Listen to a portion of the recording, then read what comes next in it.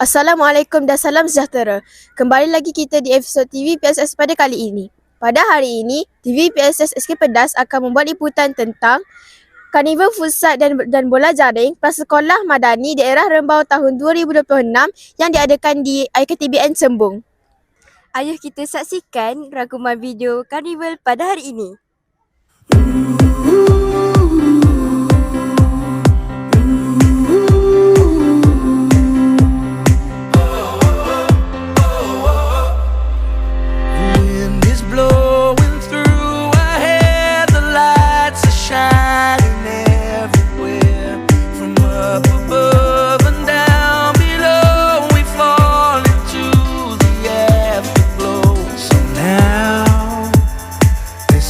Perfect night tonight. It's now or never. Come on, let's light up the sky.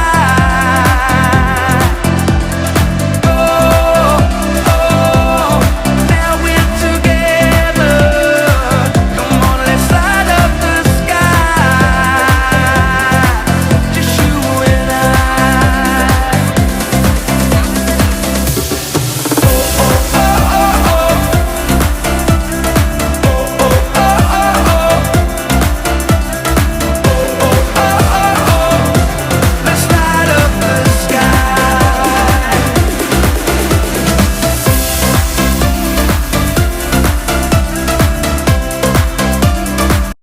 Assalamualaikum Puan, izinkan saya bertanya satu soalan.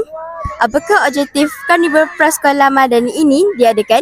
Okey, terima kasih. Jadi Karnival prasekolah yang yang mengandungi permainan futsal dan bola jaring ini diadakan adalah bagi untuk menunjukkan kemenjadian murid prasekolah dari segi perkembangan fizikal dan juga kesihatan. Di samping itu, kita hendak menyediakan peluang kepada murid prasekolah untuk menyertai aktiviti sukan dalam suasana yang menyeronokkan, selamat dan sesuai dengan tahap perkembangan mereka. Di samping itu, kita juga ingin meningkatkan perkembangan fizikal dan motor kasar murid melalui aktiviti yang melibatkan koordinasi, keseimbangan dan juga ketangkasan dan kecergasan. Dan yang paling penting sekali, tujuan Karnival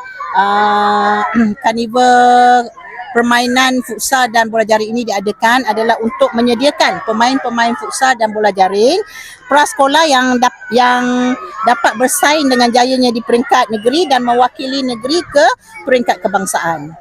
Terima kasih Puan. Let's light up the sky.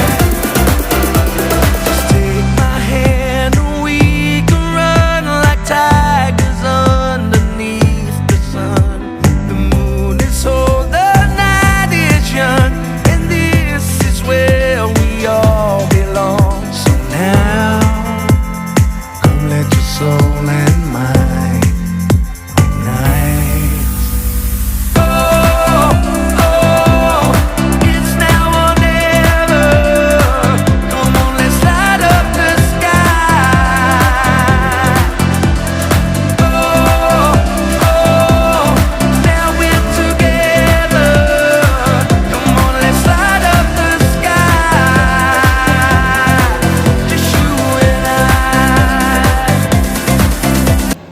Sekian sahaja episod TV PSS pada kali ini. Moga berjumpa lagi di episod yang akan datang. Saya Kru Hajar Saya Kru Idina melaporkan.